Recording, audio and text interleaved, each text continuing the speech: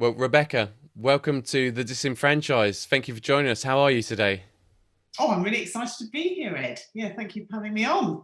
No problem at all. It's quite an interesting for me to be speaking with you now because I remember the first franchise show that I attended.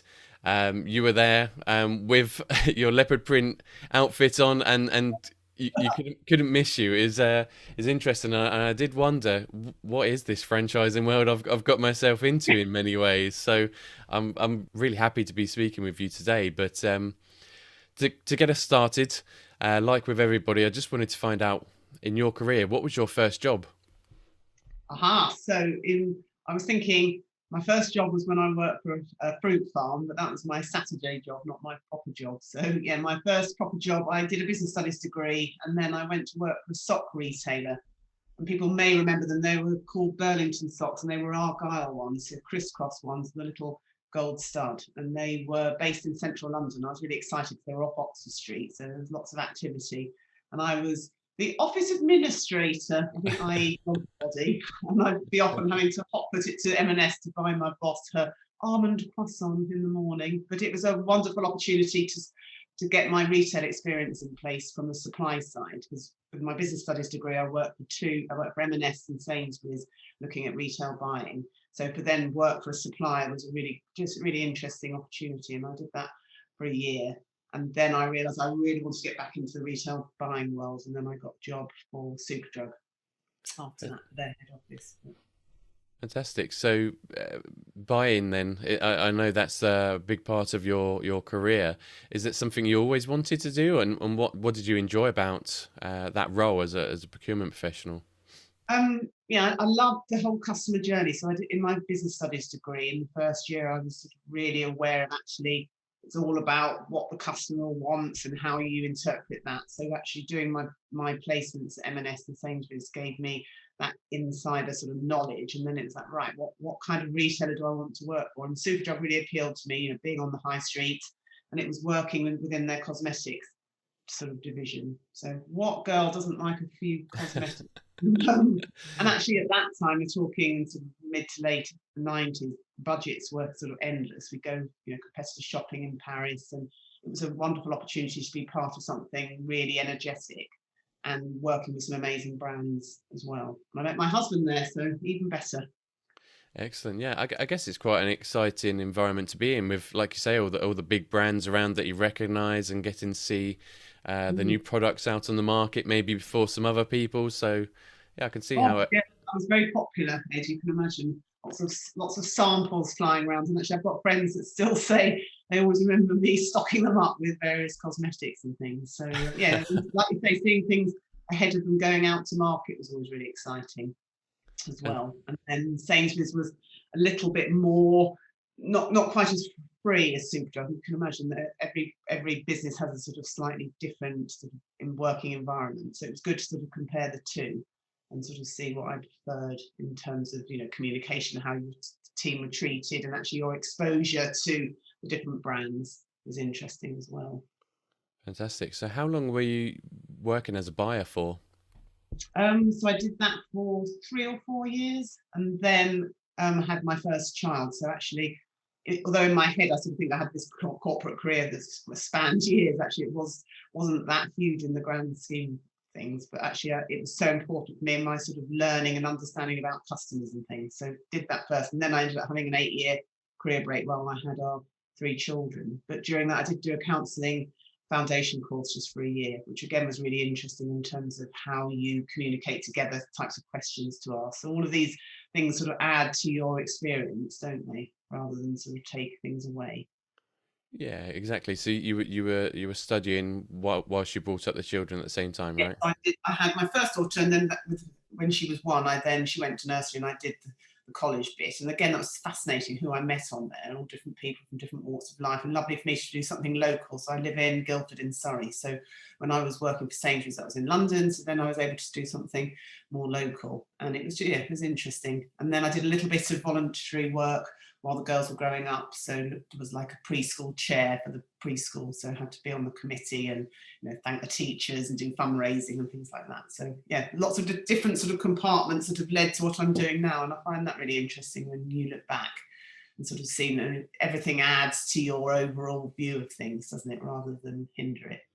Yeah, that's it. And I always like to, well, actually, I always enjoy hearing people's stories because you can then, when you get to the end of the story to where you are now, kind of build out that picture definitely and understand why the business the way it is. But before we go on to your business, I wanted to find out why after the career break you didn't go into employment.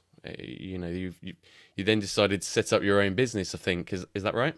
Yeah, no, absolutely. And yeah, good question. So I remember considering it, but I had three kids, 7, 5, and whichever, and thought, actually, do I really want to go back into retail buying? And if I did, I'd have to sort of compromise quite a lot of the lifestyle we had at home. And although they'd done nursery and things, but actually, this is my chance. And my husband was very supportive around, right, what do you really want to do now? My mum had run a tutorial agency when I was growing up, so she was self-employed. So I'd already experienced that firsthand in terms of the positives it gave my brother and I, as well as our sort of general sort of home life. So I'd heard about different options. So it was then my chance, and I say that to everyone now when I'm speaking to different people, that we all have a second, third career opportunity. It's not about, well, I'm trained in this job and I have to stick at this. It's totally so much more fluid, but it comes with a confidence as well, I think, and that security. So as I said, my husband was very open for us to, right, let's do this. I was heading it up, but he was very much my supporter and cheerleader in the background as to this being something that I would take seriously rather than just play at it. Yeah, that's cool. So starting up this business then, starting with Get Ahead VA, was it always called that? And what challenges did you find in building out this business? Yeah, so the name was quite a challenge. And I remember thinking, I've got to really believe in this business, and what am I going to call it? And I didn't want to really call it my surname no one can pronounce. I didn't want it to be just about me. And I think I often say that to people when if they're starting out in their business journey, take time to name your business. Obviously you can change it. And I saw something on LinkedIn yesterday and they were saying, how many times have you changed your branding in your business? And I thought, actually, I haven't. But you can have that ability to change things. But I would always say, spend some time thinking how you want to come across. And I guess with my retail buying background, I knew how important it was that you pitch it right, that it looks professional. But I also knew, because I wanted to scale the business over time, that I didn't want it to just be about me. Because you see a lot of businesses that are based around someone's name, don't you? And there's room for everything. But for me, it was quite important that I had something a bit more generic. So Martin and I spent a long time sort of getting names, thinking about them. And then one of our friends was a graphic designer. So I then spoke to him and I said, look, I need a logo. And you can go online, can't you? But I just sort of thought, actually, I want to pitch this right. So for me, the investment was working with my friend to get it just right. And recently I found some of the old attempts of the logo and I thought, how interesting, it could have been like this or like that. And how different would that be? And the orange was something that was really important to me, because he did a couple of versions, orange and then a sort of pale blue. But I just naturally warmed to the orange. And I think that's another thing I always say as well, go with your instinctive feeling about whether you like something, because you need to live and breathe it. And hence my leopard print jumpsuit, when you saw me, that's evolved, but I'm living and breathing the brand wherever I show up. So I'm not actually wearing leopard print today, but all those little touch points are important, aren't they? And you need to feel comfortable in the decision that you make. Yeah, that's it. And I've got to ask it. So why the leopard print? I've always loved leopard print. I find it slightly annoying now. It's around everywhere, isn't it? And I remember, when I just graduated, having some leopard print dress, and it's just always been my sort of thing. So yeah, and you can see in the background, I've got Jerry, you probably met my cardboard cutout when we met at that exhibition, and it's just those little touch points. Although one of my marketing team has said, I think we need to slow down on the leopard now. So I'm just sort of being a little bit more subtle. It's about those touch points, isn't it? You remembered me wearing leopard print, and it's all those little bits that sort of add to people's sort of impression of you, I guess. Yeah, that's it. And I think it's really interesting how in depth you've actually thought about the colours, the logo, the name of your business. These are things that I think when people are trying to think of the big idea that they want to be able to build out their own business, they kind of forget that actually that's quite hard work in itself, isn't it? Time consuming, yeah. Time consuming, but also getting the logo in the right file types, file formats. In if you're going to Um, get somebody else to do it, it's not that cheap. It's hundreds of pounds, isn't it, to get a. well, I know, and I've just had ours animated actually, and that's been an interesting journey. And that's something people notice, on our email signatures and things. And you're right, you get it in one format, and then someone says, "Oh, I need it in this for this advert. I need it in a ping file, or I need it in this." And you have to be quite aware of all the different repercussions. But you're right, branding isn't a cheap option, but it is that investment at the beginning that will then set you up and how you're perceived sort of ongoing then, which I think is important. Yeah, that's it. So I guess that's what your business now has already done for other people that are looking to buy into a franchise organization and follow your branding guidelines and follow your processes and systems. But I wanted to find out because not everybody will know what is a virtual assistant and what do they actually do in their day-to-day role.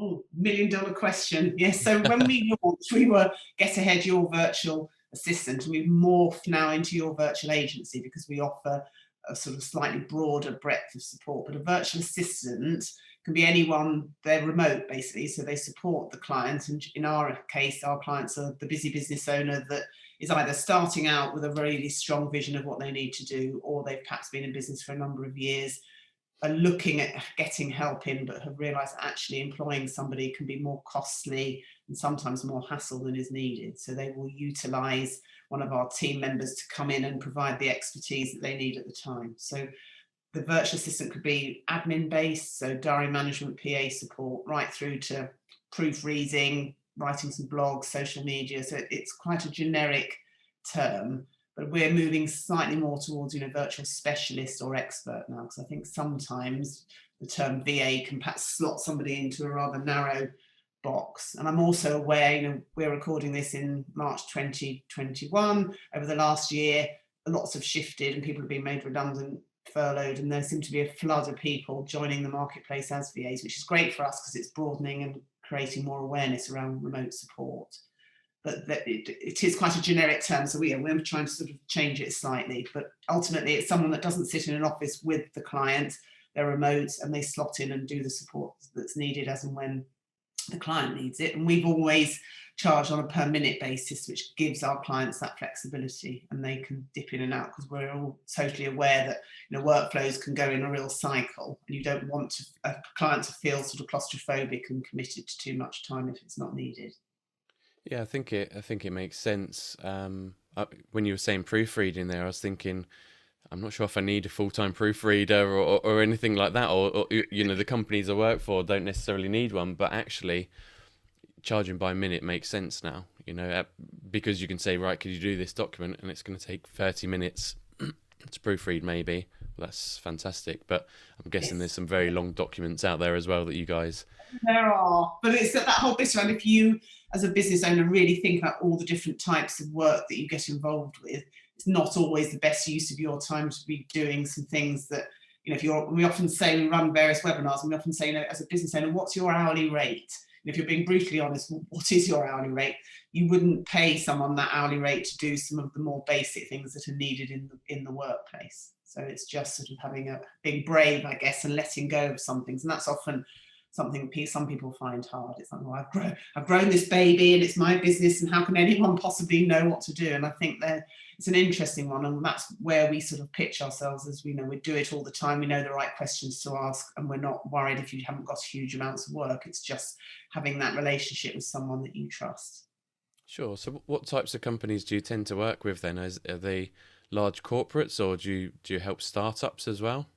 Yeah, no. So we would generally say an SME. So our sweet spot are businesses of, say, between 10 and 12 employees. So one of my clients is a team of actuaries, for example. We work with the MD, and then he has described our virtual assistant as the glue to his business, because she then supports his wider team as well, which is also his sort of right-hand person that he can have conversations with that he might feel awkward about having in an office environment. So they're great ones for us, right through to a solopreneur that's just starting out that maybe has got a grant or some funding and a very clear vision of what they want to do, and then anything in between. So generally we work with the business owner and they're very clued up on actually what support they need. And they may well be working with a business coach who then says, right, come on, you need to start farming out some of this support. So that's when we can be brought in to make some really big wins for them very quickly.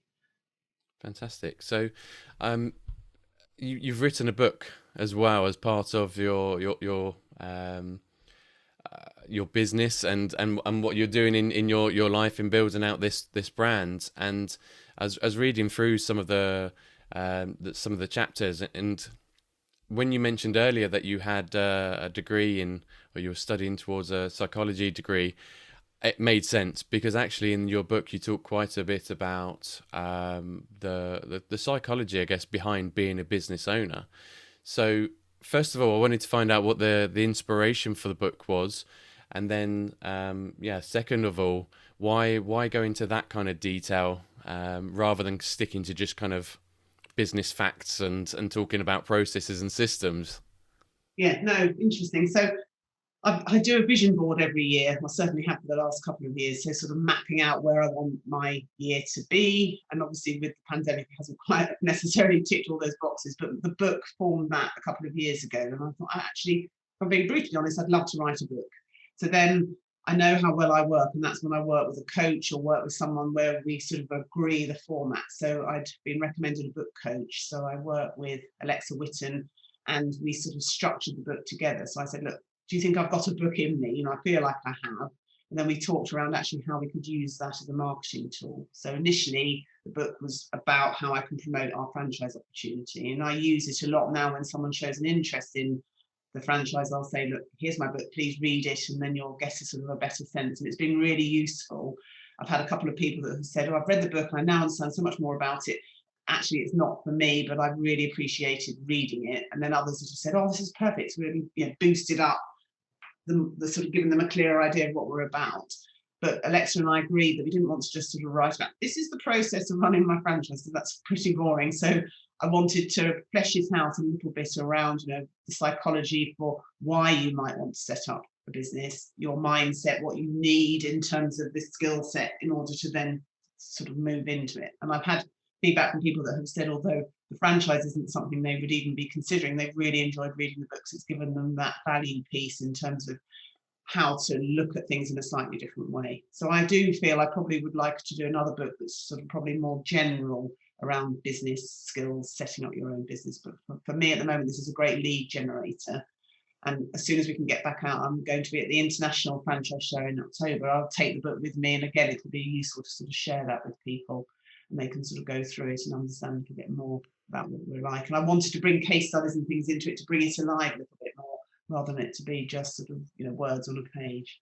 Yeah, I truly believe that stories are the best way to engage people, because that's what we've done over the years as human beings, right? It's to listen to each other's stories.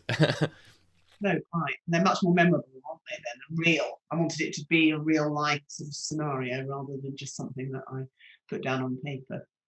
Yeah, that's it. But I think reading through it, there's useful advice for anybody who's looking to set up a business in there, or buy into a franchise. So some of the parts that I really liked were the elements around your mindset and changing your mindset. So from your perspective, and to share it with the listeners, what should your mindset be if you're thinking about changing your career, changing your life? What should you be thinking about, and how can you change your mindset to achieve those goals?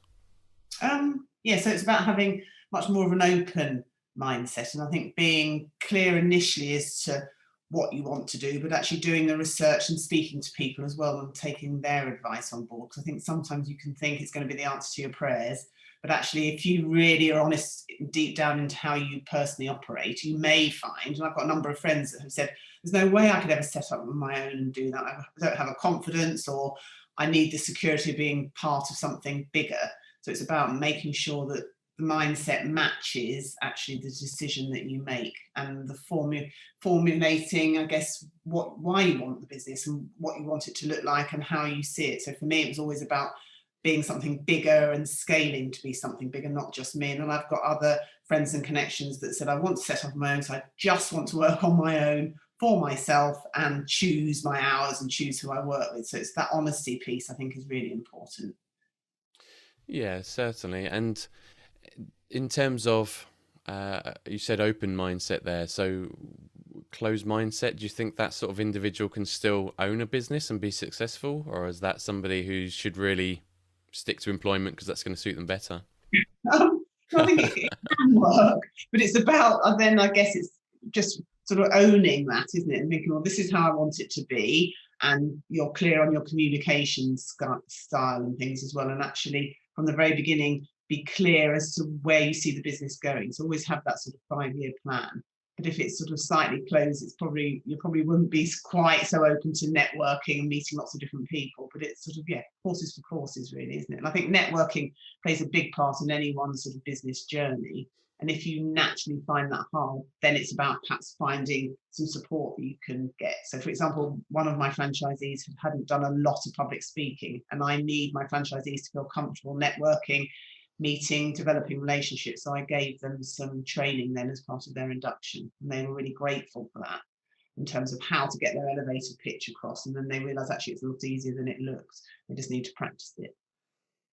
Yeah, that's interesting. And so for your franchisees or franchise partners, you're providing additional training then beyond the kind of initial setup. I know a lot of people have this perception of franchising as this kind of greedy monster that just takes your money and then lets you kind of get on with your business, and that you don't hear from them again. But it doesn't sound like you're that sort of person at all, really. So could you? No, the opposite. No, and I'm not hot either. It's the last thing I want to think I'm like on it all the time. But for me, and I've always said that that's what put me off franchising initially. I thought, the greedy franchisor takes the cash and you never hear from them again. And I am the opposite of that, because actually it's my overriding business. I need to make sure and feel comfortable that I've got the right people representing us around the country. But I'm also really interested in how I can mentor and support these individual franchisees to make this lifestyle change for them and to produce a viable business at the end of it. So it is really important. And I learn a lot from that. And we do a lot of additional training, like LinkedIn, for example. LinkedIn's our platform of choice in terms of I need my franchisees to be active on there. So we work with a LinkedIn trainer who knows our business very well. And that's really important to me to sort of kickstart a new franchisee as part of our community, is to have that so they understand our voice and what we would expect them to be doing on there. And then things like the public speaking, I always talk to a new franchisee at the beginning and we talk about the process, what's expected of them, and then we offer them a bespoke induction based on that as well, which I think is really important. Excellent. So, as the franchisor, then, do you have quite a close relationship with the people or the franchisees that in your network? Oh yeah, no, very much. And sometimes I feel like the stepmom, but I'm trying to sort of wean myself off that. But I think, for example, in January when lockdown hit again, a lot of my team were homeschooling. So we sort of really upped the communication then in terms of what support do you need, making sure those little touch points as well are really important. Celebrating birthdays on Zoom, just making sure everyone had open communication. And we're looking at our channels of communication at the moment because our WhatsApp group can get a bit manic. And again, not everyone likes a WhatsApp group. So, but it's just, yeah, I would say I'm very much in tune with the franchisees, and especially in those initial months of launch, and then sort of are very much there as a backup for them as well. So we have monthly calls all together, which is really, really important. So they all feel they've got a sort of trusted community. And I guess as we're growing, we'll probably end up having more regional meetups and things. And that's something I've really missed. Normally I would have gone and actually have my face-to-face with the franchisees and much more. And I support them at exhibitions. And like you said, you met me at an exhibition. They work really well for us. So that's something I will support my franchisees at as well. So we set up shop and get chatting, which is really nice. Yeah, that's quite interesting, because when you hear the word virtual, you think everything's pretty much online, don't you? Right? But there's actually quite a big human element to what you're doing in going out there, networking, face-to-face exhibitions. Yeah, it's quite interesting. It's going to be interesting to see, isn't it, with networking, how that changes over time. I'm hoping there'll be a balance between online and actually face to face, because I think there's an element of the online being much more efficient. So I host a LinkedIn local group, for example, and I used to have to go down to our local pub with the banners, put them up, meet people, stay to the very end.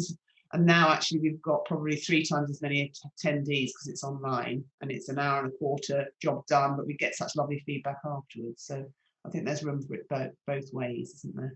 Yeah, I mean, I'm able to network a lot more because it's online. I'm down in the southeast of England, and it's a expensive journey up into London if I wanted to go to some sort of networking event, really. So, um, I tended not to do it, but now I can speak to people all over the Yeah. UK, and can go into any kind of forums or groups quite easily. So, I agree with you. I think it'd be nice to have something that's that, I'm going to say the word hybrid model, where some of it is face to face and some of it is virtual, because that's the other thing. I think you get to know somebody a lot better when you've maybe had a couple of drinks or something like that, right? Yeah, interesting. Yeah, totally. I know. Yeah. The sort of the reality comes out, doesn't it? And that's why we used to do the one at the pub, and you'd be interesting, who was necking the drinks back. But it's just it's useful to have those different options, I think. Yeah, certainly. So, you mentioned lockdown. I'm guessing that had a fairly big impact on your business.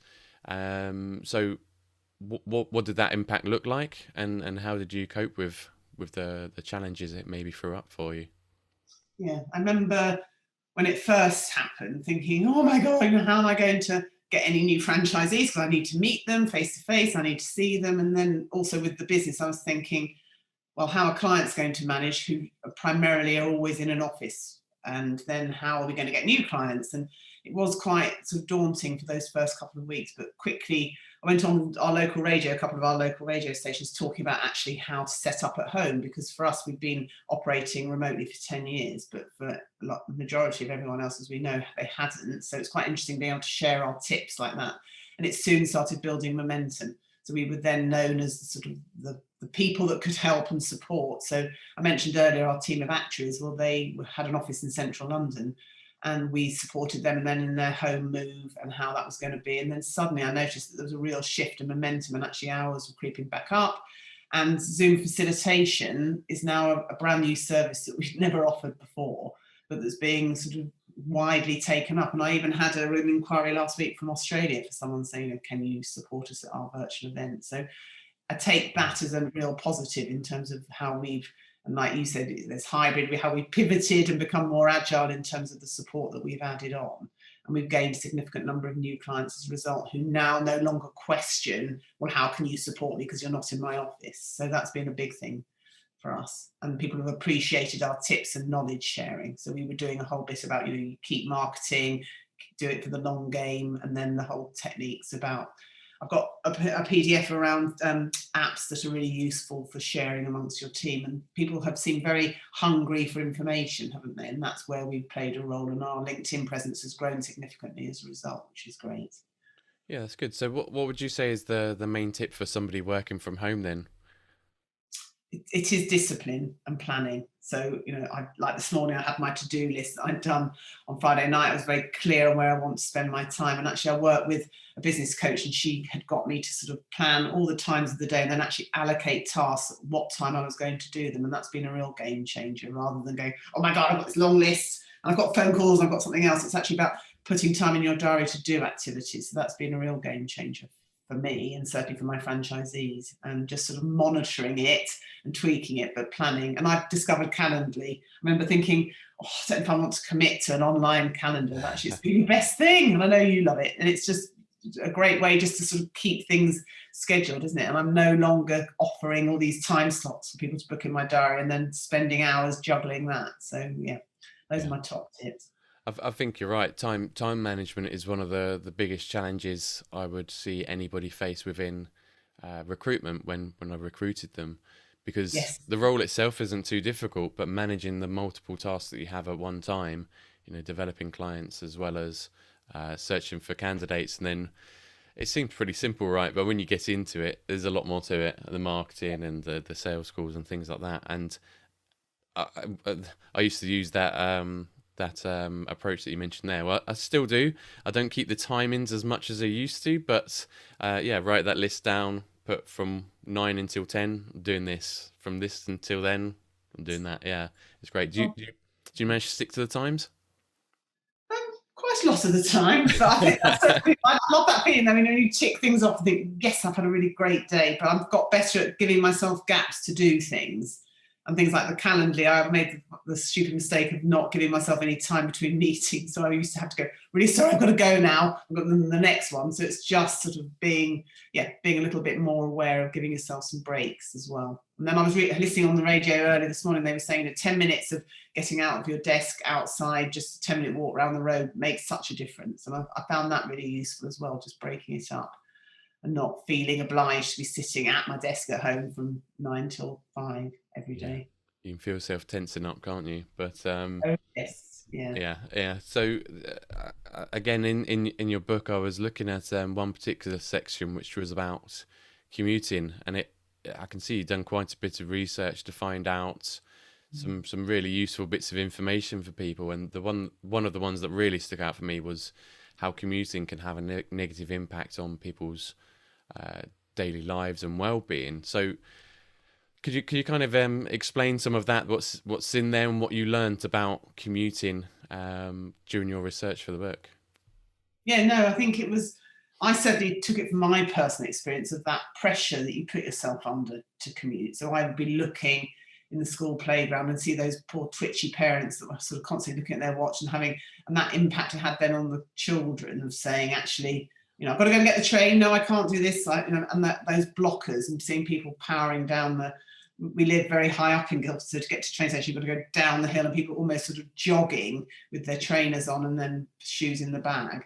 And I think also that whole bit around how long it takes you on the train, and if you're not utilising your time properly, then it's constantly looking at your watch. And I saw a friend yesterday who used to work in central London, and she said, how did I do it? How did I get the dogs sorted, get the kids to school, and be at my desk in central London looking the part by 9:30? So there is a lot of research around actually we need that face-to-face and we need to go somewhere else, but it's not always necessary to do the same thing every day. And I think that's what came out of the book, of actually you're putting yourself under so much stress, and you start the day stressed, you end the day stressed. So actually what's the point? There sort of isn't the happy medium. So it was interesting that the sort of more brutal effects it can have on you. And I used to look at people and think, aren't they lucky getting the train into London? And then soon realising actually that it was much more stressful than I'd anticipated.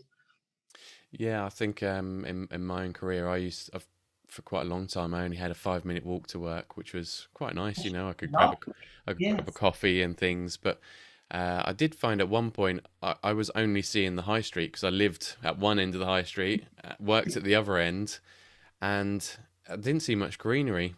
And it was, I think it actually had a negative impact on me because it was such a short commute. And now before the lockdown, I was doing more like a 45 to 1 hour 30, depending on the M20 any time of day, commute. And yeah, actually, I prefer the 5-minute one. If I'm honest, I love listening to podcasts and listening to audiobooks and things like that. So I do miss that a little bit. But like I said, I think getting exercise during the day gives you that time to be able to do that, relax, reset, and go again. So yes, yeah, resetting is an interesting one, isn't it? And I agree with you.